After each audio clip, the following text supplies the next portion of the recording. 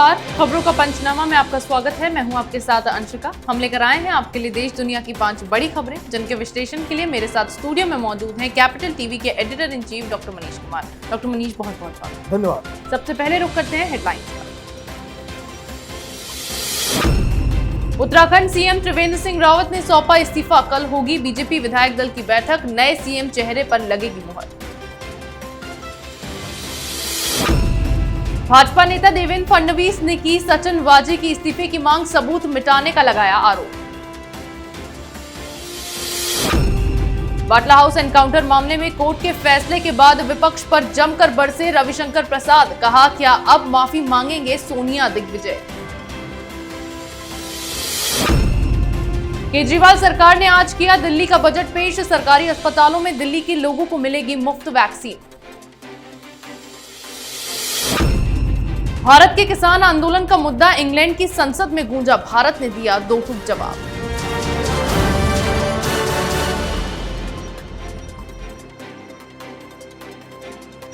रुक करते हैं पहली खबर का। उत्तराखंड में 3 दिन से जारी सियासी संकट का समाधान हो गया है। मुख्यमंत्री त्रिवेंद्र सिंह रावत आज राज्यपाल बेनी रानी मौर्य से मिले और उन्हें अपना इस्तीफा सौंपा, जिसके बाद उन्होंने प्रेस कॉन्फ्रेंस भी की। आपको बता दें कि त्रिवेंद्र सिंह रावत के खिलाफ कई मंत्रियों और विधायकों के मोर्चे खोलने के बाद बीजेपी आलाकमान ने 2 केंद्रीय नेताओं को पर्यवेक्षक बनाकर देहरादून भेजा था, जिसके बाद अब रावत ने अपना इस्तीफा सौंप दिया है। डॉक्टर मनीष, क्यों रावत ने अपना इस्तीफा सौंपा है? देखिए, एक तो पार्टी के अंदर एक बताया जा रहा है कि एक सर्वे किया गया था जहां पे कार्यकर्ताओं और वहां पे किस तरह का परफॉर्मेंस सरकार कर रही है, चीफ मिनिस्टर का इमेज क्या है, ये सारी चीज़ों को लेकर के कई सारे सवाल उठाए गए थे, जिसमें ये पाया गया था कि अगर रावत साहब के नेतृत्व में भारतीय जनता पार्टी चुनाव लड़ती है तो भारतीय जनता पार्टी चुनाव हार जाएगी।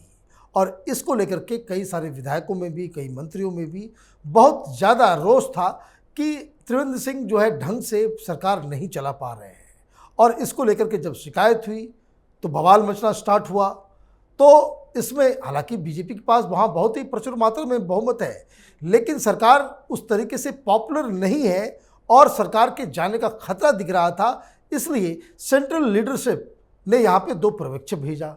एक में दुष्यंत गौतम साहब और रमन सिंह को भेजा गया था वहाँ पे बातचीत करने के लिए। और इन लोगों ने जो रिपोर्ट दी उससे ऐसा लग रहा है कि केंद्रीय नेतृत्व को ये लगा कि ये समय आ गया है कि वहाँ पे मुख्यमंत्री को बदला जाए। अब आगे कौन होगा ये कहना बड़ा मुश्किल है। 4-5 नाम चल रहे हैं, लेकिन इसका फैसला दिल्ली में कल होगा, जिसके बाद नए मुख्यमंत्री को वहाँ पे शपथ दिलाई जाएगी। यानी कि बढ़ते विद्रोह के बीच त्रिवेंद्र सिंह रावत ने इस्तीफा सौंपा और अब इसका फैसला कल होगा कि उत्तराखंड का नया सीएम कौन बनने वाला है। वहीं मनसुख हीरेन मामले में मुंबई पुलिस की जांच पर सवाल उठने के बाद अब भाजपा नेता देवेंद्र फडणवीस ने पुलिस अधिकारी सचिन वाजे की गिरफ्तारी की मांग की है। विधानसभा में बहस के दौरान देवेंद्र फडणवीस ने कहा कि आईपीसी की धारा 201 यानी सबूत मिटाने के तहत सचिन वाजे की गिरफ्तारी क्यों नहीं हो रही है। आपको बता दूं कि सचिन वाजे मुकेश अंबानी के घर के बाहर मिली संदिग्ध कार मामले की जांच कर रहे थे, इसके बाद देवेंद्र फडणवीस ने सचिन वाजे को गिरफ्तार करने की मांग की है। डॉक्टर मनीष, क्यों देवेंद्र वाजे की अब गिरफ्तारी की मांग हो रही है, उनके इस्तीफे की मांग? देखिए, ये मसला बहुत ही इंपॉर्टेंट है। इंपॉर्टेंट इसलिए है क्योंकि इसकी शुरुआत हुई थी कि मुकेश अंबानी के घर के बाहर एक गाड़ी के अंदर कुछ विस्फोटक पाए गए थे, साथ में चिट्ठी दी गई थी। और तो और इसमें एक और मसला आ गया कि इसमें किसी आतंकी संगठन ने इसकी जिम्मेदारी भी ले ली। अब जब इसकी तहकीकात होती है तो जिसकी गाड़ी होती है उसकी मौत हो जाती है। अब देवेंद्र फडणवीस का ये कहना है कि जिस शख्स की मौत हुई है उस पत्नी ने ये क्लेम किया है कि उसकी पति के मौत के पीछे सचिन वाजे हैं, माने हत्या का आरोप सचिन वाजे के ऊपर लग रहा है। और ये मसला इसलिए इम्पॉर्टेंट हो जाता है कि ये सचिन वाजे एक इनकाउंटर स्पेशलिस्ट रहे हैं और इन्हें बहुत ही नज़दीक माना जाता है मुख्यमंत्री उद्धव ठाकरे से। उद्धव ठाकरे ने इन्हें बाकायदा नौकरी पे, फिर से पहले तो वो निलंबित हो चुके थे, लेकिन कोविड के दौरान उनको वापस जो है वहाँ पे लगाया गया था। एक और पहचान मैं आपको बता दूँ, सचिन वाजे वही अधिकारी हैं जिन्होंने अर्नब गोस्वामी के घर से में घुस के AK-47 के साथ अर्नब गोस्वामी को घसीट के वो थाने लेकर के गए थे, जेल भिजवाया था। तो उसमें भी सचिन वाजे का रोल है। मतलब आप समझिए कि वो कितने ही इम्पॉर्टेंट मुख्यमंत्री के करीबी पुलिस अधिकारी हैं। अब इनका नाम एक हत्या के आरोप में लग रहा है और आरोप लगाने वाले कोई और नहीं बल्कि मृतक की पत्नी है। तो इसलिए ये मसला गंभीर होता चला जा रहा है। यानी कि तमाम आरोपों के बाद अब सचिन वाजे के इस्तीफे की मांग देवेंद्र फडणवीस ने की है। उधर बीजेपी ने बाटला हाउस एनकाउंटर केस में सुप्रीम कोर्ट का फैसला आते ही हमलावर रुख अख्तियार कर लिया है। पार्टी ने कांग्रेस समेत उन तमाम विपक्षी दलों को कटघरे में खड़ा कर दिया है जिन्होंने इस मुठभेड़ को फर्जी बताया था। केंद्रीय कानून मंत्री रविशंकर प्रसाद ने इस मसले पर एक प्रेस कॉन्फ्रेंस की जिसमें कहा कि एक खास तबके के वोट के लिए इन राजनीतिक दलों ने दिल्ली पुलिस का मनोबल तोड़ा और आतंकवादियों का साथ दिया। उन्होंने सोनिया गांधी, सलमान खुर्शीद, दिग्विजय सिंह, ममता बनर्जी और अरविंद केजरीवाल से सवाल पूछे, क्या अब कांग्रेस के नेता अपने बयानों पर माफी मांगेंगे? डॉक्टर मनीष, क्यों रविशंकर प्रसाद ने अब इस मामले में हमलावर रुख अख्तियार कर लिया है? देखिए, बिल्कुल होना चाहिए। फैसला कल ही आ चुका था। कल हमने ब्लैक एंड व्हाइट भी किया था और तो और हम लोगों ने खबरों की खबर में भी इस खबर को हम लोगों ने उठाया था। ये इसलिए हमलावर होना जरूरी है कि देश की जनता को मालूम होना चाहिए कि ये जो सेक्युलरिज्म के नाम पे जो हिंदुस्तान के अंदर में फर्जीवाड़ा चलता है उसका अंत होना जरूरी है। ये इनकाउंटर यूपी के दौरान हुआ। गृह मंत्री इनका, सरकार इनकी, दिल्ली में भी सरकार इनकी, सारे कुछ कांग्रेस पार्टी के, और एक आतंकवादी मारा जाता है तो मुसलमानों को खुश करने के लिए आप अपनी ही पुलिस, अपने ही अधिकारी और अपनी ही सरकार के ऊपर सवाल खड़े कर लेते हो।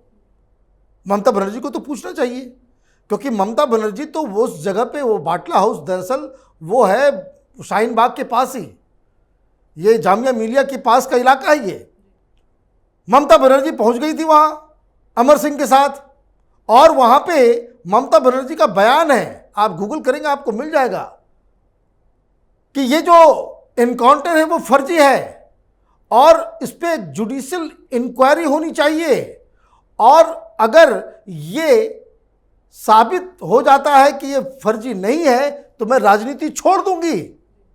ये दावा किया था। ये देखिए मुसलमानों को वोट के लिए ये लोग किस तरह की बातें, और ये सब कब हो रहा है? ये तमाम जामिया के प्रोफेसर, ये जो टुकड़े टुकड़े गैंग, ये लेफ्ट लिबरल कबाल, ये हाईकोर्ट चला गया, ये ह्यूमन राइट्स कमीशन चले गए। ह्यूमन राइट्स कमीशन ने कहा कि भाई पुलिस जिसने जो कार्रवाई की है वो सही है, इसमें कोई मानवाधिकार का उल्लंघन नहीं है।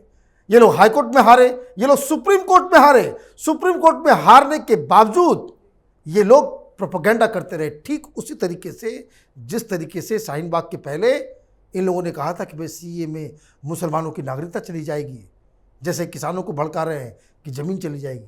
तो ऐसे लोगों का बाकायदा माफी मांगनी चाहिए इन लोगों को। यानी कि बाटला हाउस एनकाउंटर मामले में अब तक जो लोग प्रोपेगेंडा फैला रहे थे उन पर सीधे तौर पर बीजेपी ने निशाना साधा है। वहीं दिल्ली की अरविंद केजरीवाल सरकार ने मंगलवार को अपना बजट पेश किया। दिल्ली के उप मुख्यमंत्री और वित्त मंत्री मनीष सिसोदिया ने सदन में ई बजट पेश किया जिसकी थीम देशभक्ति रही। राजधानी में इस साल के लिए 69,000 करोड़ रुपए का बजट पेश किया गया है। दिल्ली सरकार ने ऐलान किया है कि दिल्ली के लोगों को सरकारी अस्पतालों में कोरोना वैक्सीन मुफ्त में मिलेगी। दिल्ली के वित्त मंत्री मनीष सिसोदिया ने बताया कि इस बार लोगों के लिए स्कीम का खर्च 55% जबकि सरकारी खर्च 45% रहेगा। डॉक्टर मनीष, क्या मायने हैं दिल्ली के इस बजट के इस बार? आपने ये नहीं बताया कि भाई केजरीवाल ने अपने बजट में मीडिया को कितना पैसा देना है साल भर में, उसका कोई लेखा जोखा, मीडिया का बजट कितना है ये जानना जरूरी है। क्योंकि आप देखिए इस देश के अंदर में 30 से ज़्यादा मुख्यमंत्री हैं हर राज्य में, और कुछ केंद्र शासित प्रदेश है, इन सब जगह बजट भी पेश किया जाता है। लेकिन किसी बजट में आपने देखा कि मुख्यमंत्री का लाइव चल रहा हो, वहाँ बजट कैसे पेश हो रहा हो वो भी लाइव चल रहा हो, बजट पेश करने के बाद प्रेस कॉन्फ्रेंस भी लाइव किया जा रहा हो। अब आप समझिए, ये तो जब केंद्र सरकार का वित्त मंत्री बजट पेश करता है उसके बाद फिर वो जो टेलीविज़न कवरेज होता है वो उस तरह के कवरेज दी जाती है। लेकिन ऐसी क्या बात है केजरीवाल में, एक अदना सा छोटा सा एक राज्य है, वहाँ इस तरह से बजट को कवर किया जा रहा है। तो मैं बार बार इस बात को कहता हूँ, केजरीवाल हिंदुस्तान की राजनीति का नटवर लाल है। और ये मैं आपको इसलिए भी बता रहा हूँ कि ये तमाम जिसको कहते हैं कि भाई ये गोदी मीडिया है, वो लोग भी दिखाते हैं। वो क्यों दिखाते हैं? क्योंकि पिछले 15 दिन से आपने देखा हुआ कि दिल्ली सरकार की तरफ से एक ऐड चल रहा है। ये जब कभी कोई रैली करनी होती है, कहीं इलेक्शन आना होता है, या कोई बजट पेश करना होता है, या कोई इसको कुछ नई मुहिम शुरू करनी होती है, तो उसके 15 दिन पहले से ये सारे टेलीविजन चैनलों के ऊपर ऐड चलाना शुरू कर देता है। भाई कोविड से पूरा देश ग्रसित था, लेकिन हर दिन केजरीवाल के प्रेस कॉन्फ्रेंस को लाइव हर चैनल क्यों दिखाते थे? ये इमेज बनाने के लिए। ये इमेज भी बन गया कि दिल्ली में केजरीवाल ने बहुत अच्छा काम किया। कुछ नहीं किया इसने, लेकिन ये इमेज बन गया। क्यों? क्यों टेलीविजन चैनल के ऊपर वो लगातार वो ऐड चल रहा था कोरोना के समय ऐड। उसमें कोरोना के समय क्या आप ऐड बनाएंगे? तो पराली का ऐड जो है उसने बना करके डाल दिया। तो टेलीविजन चैनलों के मुंह में जो है पैसे उसने डाल दिए और केजरीवाल का जय जयकार शुरू हो गया। तो ये जो केजरीवाल की राजनीति का जो हिसाब किताब है वो बड़ा अनूठा है। दिल्ली में ऐसा कोई इसने कोई कमाल काम नहीं किया है, लेकिन प्रचार करने में ये कभी भी पीछे नहीं रहता है। यानी कि मीडिया को पैसा देकर अपना चेहरा चमकाने को ही अरविंद केजरीवाल राजनीति समझते हैं। उधर भारत के दिल्ली में हो रहे किसान आंदोलन की गूंज अब इंग्लैंड के संसद तक पहुंच गई है। मामले पर इंग्लैंड के सांसदों की बहस को लेकर भारत सरकार ने दो टूक जवाब दिया है और कड़ा ऐतराज जताया है। लंदन में भारतीय उच्चायोग ने किसानों के शांतिपूर्ण विरोध प्रदर्शन और भारत में प्रेस कॉन्फ्रेंस की स्वतंत्रता के अधिकार को लेकर कुछ ब्रिटिश सांसदों के बीच ई याचिका पर बहस की निंदा की है, जो ब्रिटेन की संसद परिसर में हुई। भारतीय उच्चायोग ने कहा है कि वे बहस गलत तथ्यों पर आधारित और एक तरफा थी। डॉक्टर मनीष, क्यों अब इंग्लैंड की संसद तक ये किसान आंदोलन का मामला पहुंचा है? देखिए, वहाँ का अपना एक सेटअप है। वहाँ पे लोग साइन कर देते हैं कि भाई इतने इतने लोगों ने साइन कर दिया है तो उस पर बहस होनी चाहिए। तो ये सारे लोगों ने साइन करके हिंदुस्तान में प्रेस फ्रीडम और पीसफुल प्रोटेस्ट के अधिकार के ऊपर वो लोग वहाँ पे डिबेट किया इन लोगों ने। अब ये बात समझ लीजिए कि ये मसला वहाँ पे पहुँचाया कौन? वो कौन लोग थे जो ये सिग्नेचर कैंपेन चला रहे थे? वो कौन लोग थे जो इस डिबेट में पार्टिसिपेट कर रहे थे? ये किसके दलाल थे? किसने पैसे दिए? ये सारा काम हवा में तो होता नहीं है। और इससे एक बात की जो पुष्टि होती है कि ये जो पाकिस्तानी एलिमेंट्स हैं, ये जो खालिस्तानी एलिमेंट्स हैं और ये जो लेफ्ट लिबरल कबाल, ये जो कभी किसान के रूप में तो कभी शाहीन बाग के रूप में हिंदुस्तान में उपद्रव मचाते हैं, ये सब एक ही थाली के चट्टे बट्टे हैं। अब क्योंकि मैं इसको बार बार इस बात को समझना ज़रूरी है कि कभी कनाडा में तो कभी यूके में, कभी यूएस में इस तरह की जो गतिविधियां होती हैं, इनके खिलाफ ये कोई भी फर्जी ये किसान नेता जो गाजीपुर में और सुंगू बॉर्डर में बैठे हुए हैं, ये एक शब्द उनके खिलाफ नहीं बोलते। और हिंदुस्तान को बदनाम करने का वो जो टूल किट का जो मसला है, वो जिस तरीके से पूरी दुनिया में हिंदुस्तान को बदनाम किया जा रहा है कि यहाँ फासिज्म है, यहाँ डेमोक्रेसी नहीं है, यहाँ पे पीस नहीं है, यहाँ पे फ्रीडम नहीं है, तो उसी का ये हिस्सा था कि जब वहाँ यूके के संसद के अंदर वो डिबेट शुरू हुआ। अच्छा हुआ कि मोदी सरकार ने दो टूक शब्द उनको कह दिए कि ये सब आपको नहीं करना चाहिए क्योंकि ये इंटरनल मसला है। अब वहाँ पे कुल मिलाकर के 18 लोगों ने पार्टिसिपेट किया।